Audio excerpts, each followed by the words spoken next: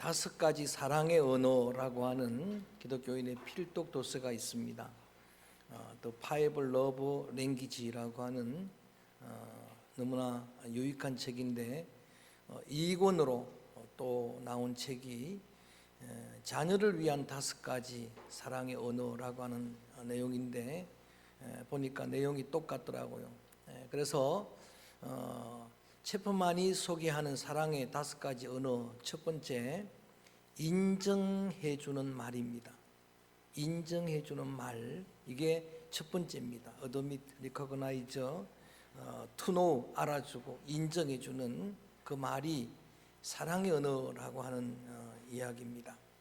두 번째는 함께 있어주는 시간입니다. 그 사람과 함께 있어주는 시간, 힘들고 어려울 때 나와 함께 있어주는 그 사랑을 잊을 수가 없는 겁니다.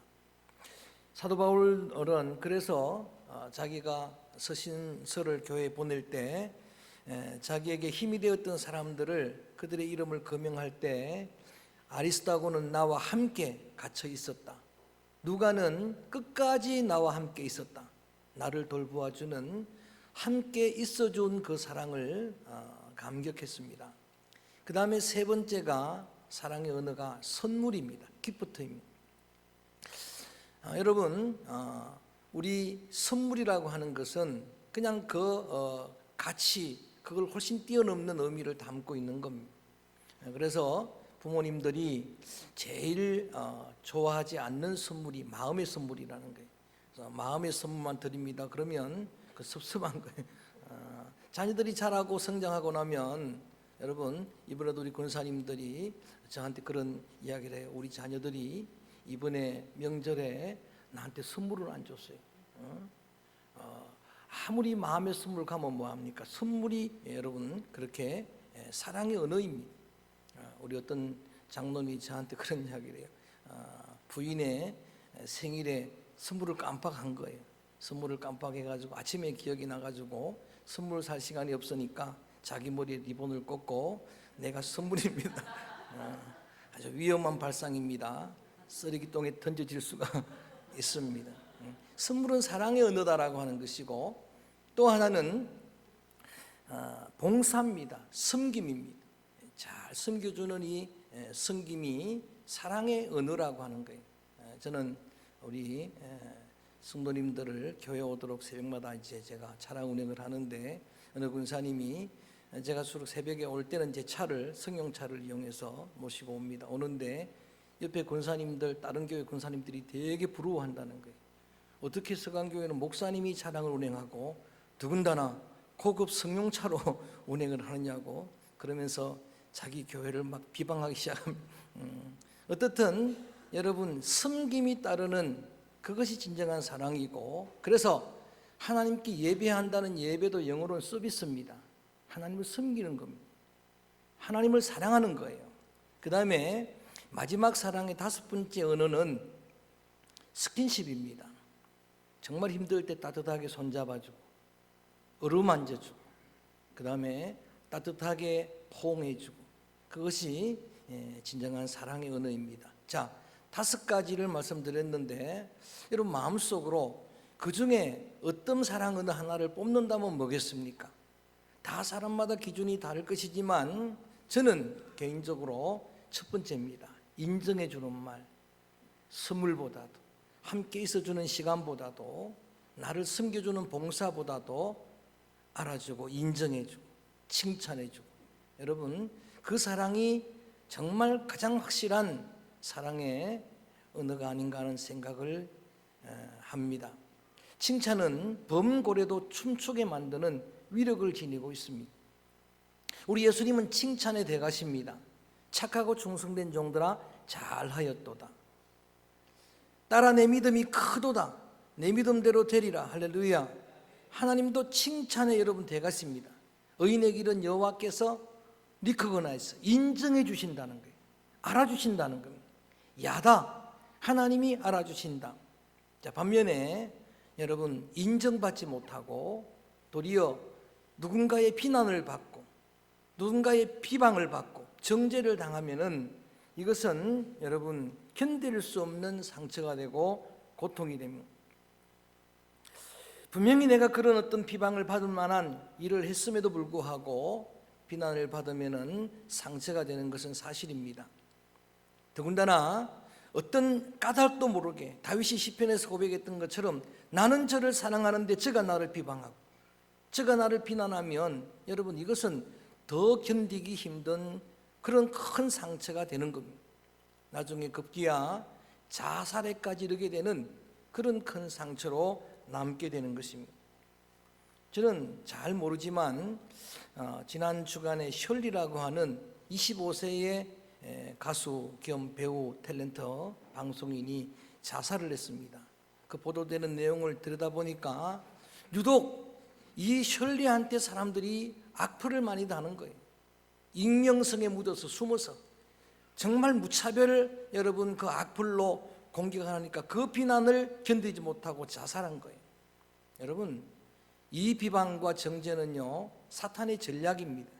그래서 누가 여러분 중에 이런 사람들의 어떤 비방 또는 비난에 그 복판에 서 있다고 하면은 그것은 그 사람들의 비난 가운데 서 있는 게 아니라 사실은 우리의 영적인 원수인 사탄과 어둠의 영의 비난 그 복판에 서 있다는 사실을 한순간도 잊으면 안 됩니다.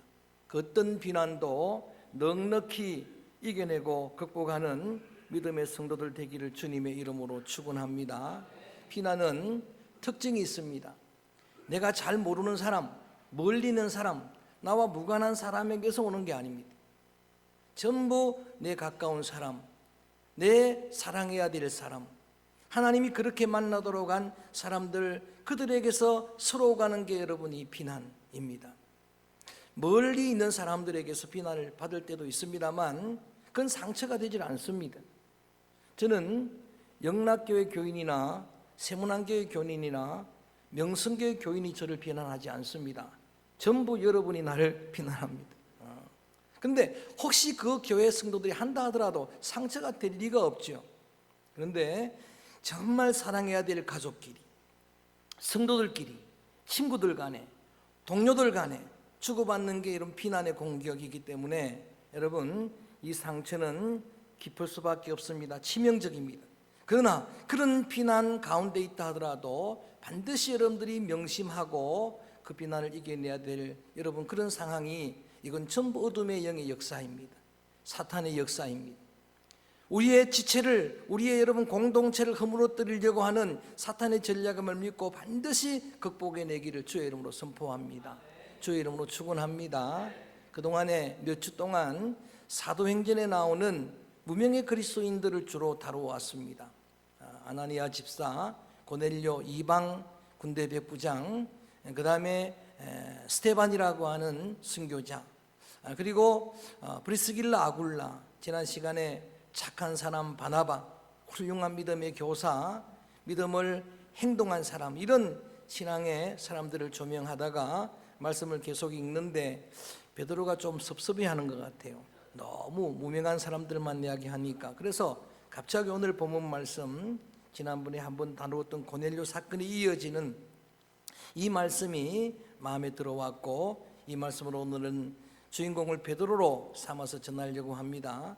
천하의 베드로도, 초대교회 최고의 여러분 기둥 같은 그런 수제자도 이 비난의 공격에서 자유로울 수가 없어요. 예수님도 흠도 점도 없는 분임에도 불구하고 여러분 그 삶이 전부 비난으로 점철된, 연속된, 반복되는 삶이었습니다. 그래서 이 여러분 비난의 공격은 누구도 예외가 아닙니다. 저와 여러분 우리 중에 누구도 여기에는 예외가 없습니다.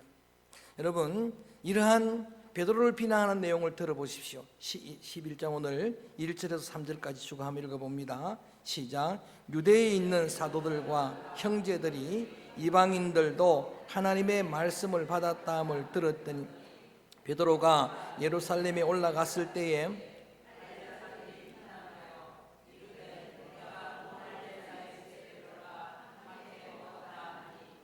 자, 지난번에 말씀을 드렸던 이방 이달리아 군대 백부장 그 백부장의 집에 유대인인 베드로가 들어갔다고 하는, 거기에서 십자가의 복음을 전하고 여러분 거기에서 그들에게 세례를 베풀었다는 이야기를 들었던 그 유대인들 중에, 사도들 중에 베드로를 비난하는 겁니다. 여러분, 그래서 형제라고 이야기합니다. 형제 중에, 가까운 사람 중에, 그들 중에 무할례자들, 그들이 이 베드로를 맹비난하기 시작하는 겁니다. 여러분, 고넬료 사건 때문에 사실은 베드로 안에 지독하게 여러분 그렇게 남아 잔재해 있었던 그런 편견의 벽이 다 허물어졌잖아요. 이방인에게도 하나님의 역사가 나타나는 거예요. 성령의 은사가 임하는구나. 그런데 아직도 저 유대 할례자들, 저들 속에 있는 이 편견의 벽이 남아있는 거예요. 편견의 벽이 잔재해 있는 겁니다. 그래서 베드로를 형제임에도 불구하고 사도들이, 형제들이 맹비난하는 겁니다. 자, 베드로가 상처가 됐을까요? 안 됐을까요? 상처가 됐겠죠. 왜냐하면 베드로는 누구보다도 인정받고 싶어하는 성량의 성품이에요. 베드로는 대단히 성격이 급한 사람입니다. 그래서 뭐든지 앞장서서 열심히 해서 예수님에게 인정을 많이 받는 사람이에요. 바다 위를 또 누가 제일 먼저 건너가요? 성질 급한 베드로가. 여러분, 이거 대단한 믿음 아닙니까? 인정받으려고. 그 다음에 여러분, 이 베드로는 이렇게 많은 사람들 앞에서 대답도 언제나 먼저 하는 거예요. 예수님께서 십자가 지신다니까 사람들이 다 떠나갔습니다. 오병이의 기적을, 여러분 은혜를 입은 자들도 떠나갔는데 예수님이 마음에 낙심이 되니까 제자들에게 물어본 거예요. 너희들도 가겠느냐 물으니까 나머지 제자들은 잠잠한데 베드로가 말합니다. 절대 저는 안 갑니다. 영생의 말씀이 계신데 주여 우리가 누구로 가겠습니까? 요한복음 6장 68절 말씀.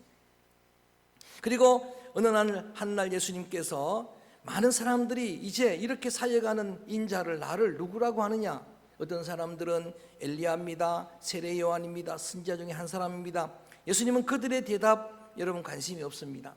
예수님을 따르는 제자들의 대답을 듣고 싶었습니다. 너희는 나를 누구라고 하느냐?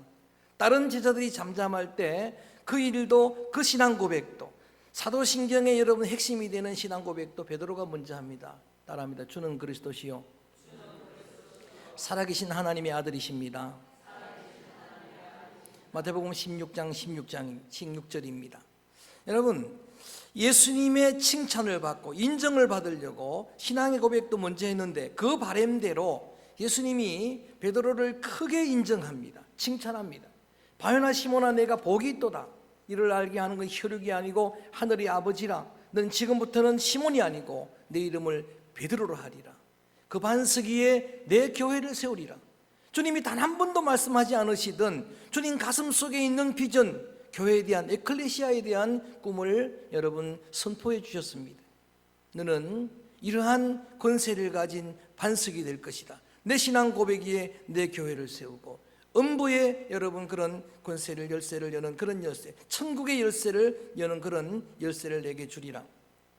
기고만장한 베드로가 예수님의 십자가까지 막았을 정도로 여러분 그는 칭찬받는, 인정받는 일을 좋아하는 성량인데 형제들이 자기를 비난했으니까 큰 상처가 됐을 것입니다. 그런데 오늘 이 본문에 여러분 베드로가 그런 공격 앞에서, 그런 비난 앞에서 그 비난에 지지 않고 그가 그 비난을 극복해내는 그러한 그의 지혜와 믿음을 오늘 본문 말씀 속에서 확인하고 저는 제목을 이렇게 그냥 붙였습니다. 비난을 이기는 길. 시작.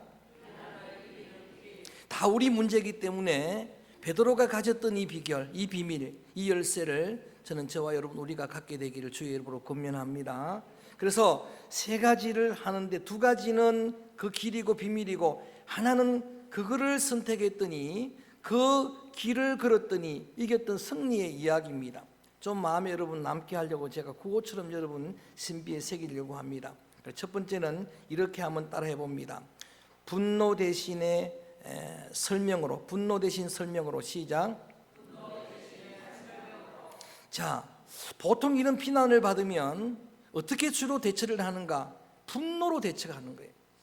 여러분 베드로는 굉장히 다혈질 기질입니다. 행동파입니다. 그가 성령을 받기 전에는 여러분 말이 앞서질 않습니다. 말보다는 행동이 늘 앞서는 사람이에요. 설명하는 거 참 어려워하는 사람이에요. 글 쓰는 것도 어려워하는 사람입니다. 그런데 여러분 오늘 이 성령의 사람, 주님의 성령의 임재를 경험하고 이렇게 훈련하고 한 베드로가 많이 변했습니다. 그래서 이러한 사람들, 형제들, 사도들의 비난, 여러분 그 공격 앞에서 그는 분노 대신에 설명합니다. 4절 읽어봅니다. 설명이란 단어를 한번 여러분들이 주목하시기 바랍니다. 4절 시작. 베드로가 그들에게, 말씀드렸던 것처럼 여러분 설명이 약한 사람이에요. 그런데 이 다혈질 기질의 베드로가 그 공격 앞에서 여러분 분노 대신에 설명을, 설득을, 대화를 선택한 거예요. 그렇게 풀어나가는 거예요. 가정에서부터, 교회에서부터, 여러분 동료들 사이에 이런 공격을 받으면 이게 여러분 길입니다. 이걸 이기는 길입니다. 흥분하지 아니하고 침착하게 차분하게 설득하고 설명하는, 여러분 우리에게 하나님이 왜 믿음을 주셨습니까? 왜 은혜를 주셨습니까? 믿음이라고 하는 것은 좋을 때는 그렇게 표가 나질 않습니다. 그 빛을 발할 수가 없어요. 모릅니다. 그런데 여러분 정말 어려움을 당해보고 공격을 받아보고 시험을 당해보고 그러면 거기서 빛을 발하는 거예요. 하나님께서 여러분에게 은혜를 주신 궁극적인 목적이 뭡니까? 다 있는 이런 공격 앞에서 여러분 다 누구도 예외일 수 없는 그런 비난을 받을 때 그때에 거기에 지지 말고 거기에 여러분 침몰되지 말고 오히려 지혜로 믿음으로 이겨내서 승리하기를 원하시는 주님이신 줄로 믿습니다. 그런 공격을 받을 때 많은 설명드리지 않습니다. 그 다혈질 기질의 베드로가 성령 받고 그들에게 혈기를 내거나 그들을 맞비난하지 아니하고 오히려 차분하게, 얼마나 오늘 뒤에 여러분 세밀하게 설명합니다. 이러한 여러분 이 베드로의 그런 믿음, 지혜, 저는 저와 여러분 우리의 믿음이 되어지기를 주의 이름으로 축원합니다. 첫 번째 구호를 그래서 구호로 외칩니다. 분노 대신 설명으로 시작. 또는 설득으로 또는 대화로 이렇게 그 분노의 공격을 여러분 그 비난의 공격을 이겨내는 베드로였습니다. 그 다음 또 하나 구호를 외칩니다. 변명 대신 간증으로 시작. 자, 주로 여러분 비난을 받으면 분노하거나 둘 중에 하나입니다. 변명하거나 아주 구차하게 변명을 여러분 틀어놓는데, 그런데 여러분 베드로는 이 순간에 이런 믿음과 지혜를 발휘합니다. 그것이 바로 지금까지 있었던 이 비난받는 내용이 내가 내 마음대로 한 것이 아니고 하나님께서 하신 역사라고 증언하는 거, 이게 간증이에요. 하나님께서 하신 역사였다라고 증언하는 겁니다. 내게 일어난 일들을 하나님이 주체가 되어서 행하신 일이라고 해석을 하는 거예요. 그리고 그걸 그대로 이야기하는 거예요. 자, 오늘 한번 5절 읽어봅니다. 그 뒤를 다 읽지는 않습니다만은 여러분 설명하기 어려워하는 사람이, 행동이 빠른 사람이 얼마나 세밀하게 말합니까? 5절 읽어봅니다. 시작. 이르되 내가 욥바시에서 기도할 때에 황홀한 중에 환상을 보니 큰 보자기 같은 그릇이 내 귀에 매여 하늘로부터 내 앞까지, 그리고 쭉 그가 경험한 일들을 하나도 빠짐없이 정직하게 자세하게 증언하는 겁니다. 본 그대로, 들은 그대로. 그래서 9절 말씀에는 하나님이 깨끗하게 하신 것을 내가 속되다 하지 말라, 이런 들었던 말씀, 그리고 성령이 강건하신 일, 세례를 베풀었던 일, 거기에 여러분 성령이 임재했던 모든 일들을 다 간증을 하는 거예요. 여러분 요셉은 자기가 당했던 억울한 일도 하나님이 하신 것으로 여러분 해석을 하고 나니까 간증이 됐잖아요. 억울하게 형제들에게 그렇게 미움을 당하고 인신매매 당하고 13년의 억울한 세월을 지났지만은 형들을 만났을 때에 지나간 날들을 이렇게 조명합니다. 형님들이 판 것이 아니고 이때를 위해 하나님이 나를 먼저 보내신 것입니다. 할렐루야. 그러니까 그들에게 하나님의 역사를 간증할 수 있는 거예요. 자, 17절로 넘어갑니다. 쭉 내용은 앞에 있는 내용과 똑같은데 자세하게 간증을 있는 그대로 하는 거예요. 17절 말씀 읽어봅니다. 시작. 그런즉 하나님이 우리가 주 예수 그리스도를 믿을 때에 주신 것과 같은 선물을 그들에게도 주셨으니 내가 누구이기에 하나님을 능히 막겠느냐 하더라. 아멘. 상대방이 나를 비난하는데 하나님이 하신 역사였어요.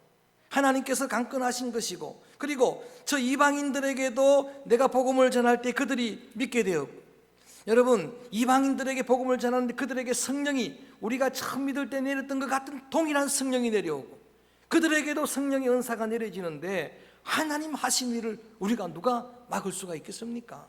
하나님이 하신 역사였습니다. 내가 경험한 일들을 그대로 여러분 가감없이 간증하는 건 대단한 힘이 되고 능력이 되고 큰 영향력이 됩니다. 노예 중에 노예를 했던 소정교회 한 노 장로님의 간증을 개인적으로 이렇게 들었습니다. 여러분 진위를 떠나서 제가 이렇게 소개를 하면은 그분이 온 교회가 알도록 돌아가신 거예요.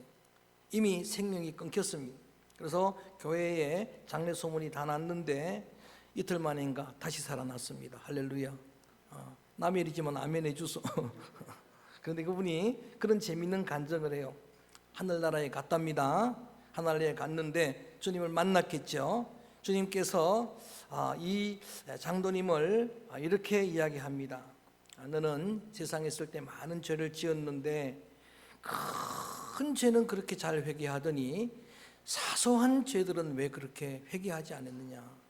상처 주고 비난하고 정죄하고 했던 그런 것들을 자세하게 이야기하면서 그거 다 회개하고라고 다시 돌려 보냈답니다. 할렐루야. 그 이야기를 들은 목사님들이 어떻게 반응한지 아십니까? 우리 앞으로 사소한 일들 회개하지 맙시다. 가서 다시 돌아오려면 사소한 일 회개하면 안 됩니다. 여러분, 어떻든 간증을 듣고 나니까, 그 간증을 들으니까 나도 사소한 일 회개하지 말아야 되겠네. 약간 간증은 경험 아닙니까? 간증을 가감없이 그대로 말할 수 있는 거. 그분이 이제 뭐 하겠습니까? 앞으로 남은 거는 그분이 다시 여러분 이런 일이 없도록 그 남은 그 작은 그런 죄들을 회개하지 않았겠습니까? 여하간 여러분 이렇게 여러분의 삶에 간증거리가 늘 넘쳐나게 되기를 주의 이름으로 축원합니다. 오늘의 여러분의 문제, 아픔, 상처, 근심, 염려 그런 모든 것들이 다 간증거리로 변화되는 놀라운 기적의 역사가 일어나게 되기를 주의 이름으로 축원합니다. 베드로의 역사가 다 그런 거였어요. 기독교는 체험의 종교입니다. 눈에 아무 증거 안 보이고 귀에 아무 소리가 안 들려도 믿는 믿음은 크다 그랬어요. 너는 만져본 거로 믿느냐? 보지 않고 믿는 자가 더 복되고 크다라고 했는데, 여러분 그것도 귀하지만 우리 믿음의 성도들은 살아 역사하시는 하나님의 역사를 풍성히 체험하고, 그래서 체험적으로 아는 야다 하나님을 아는 그 참 지식이 더해 가게 되기를 주의 이름으로 축원합니다. 그래서 변명 대신에 하나님의 역사를 간증할 수 있는 어떤 분노의 어떤 여러분 비방의 공격 앞에서도 그 베드로의 영성, 그의 지혜로 그 믿음으로 승리하는 믿음의 용사 되시기를 주님의 이름으로 축원합니다. 그 다음에 마지막 세 번째는 이렇게 그 길을 선택했더니 받은 역사, 열매, 승리의 결론입니다. 그 제목을 여러분 이렇게 붙였습니다. 세 번째는 비난이 변하여 영광으로. 시작. 비난이 변하여.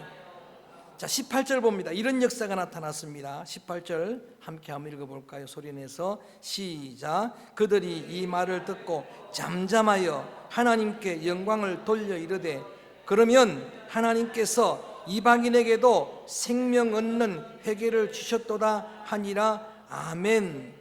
비방하는 사람들의 입을 다물었습니다. 그의 입을 닫았습니다. 모든 형제들 사도들이 더 이상 비난하지 않습니다. 잠잠합니다. 도리어 그들이 입을 열고 이제부터는 비방의 말을 하는 것이 아니라 오늘 성경에 보니까 하나님께 영광을 돌렸다 그랬어요. 얼마나 위대한 역사입니까? 얼마나 위대한 승리입니까? 그래서 오늘 이런 구호로 외치는 거예요. 비난이 변하여 영광으로. 비방하던 사람들의 입이 닫아지고, 여러분 기독교를 개독교라고 말하는 저들의 입이 닫아지고 오히려 그들이 입을 열고 하나님께 영광을 돌리게 하는 대반전의 역사, 승리의 역사가 있게 되기를 축원합니다. 바울은 핍박자, 폭행자, 해방자였어요. 예수 믿는 사람을 죽였어요. 스데반 죽이는 선동했습니다. 지금도 예수님을 그런 믿는 사람들을 죽이려고 다마스커스로 향해 가던 중에 주님 만났어요. 그랬더니 여러분 그 주님 만나고 주님의 소명 받고 그 입의 말이 이제는 더 이상 여러분 핍박의 말, 비난의 말, 그런 정죄의 말이 아니라 입을 열면 복음을 말합니다. 입을 열면 예수 그리스도의 복음을 증거합니다. 할렐루야. 혹 여러분, 여러분을 향해 비난하는 자들이 여기까지 가면은 여러분 성공입니다.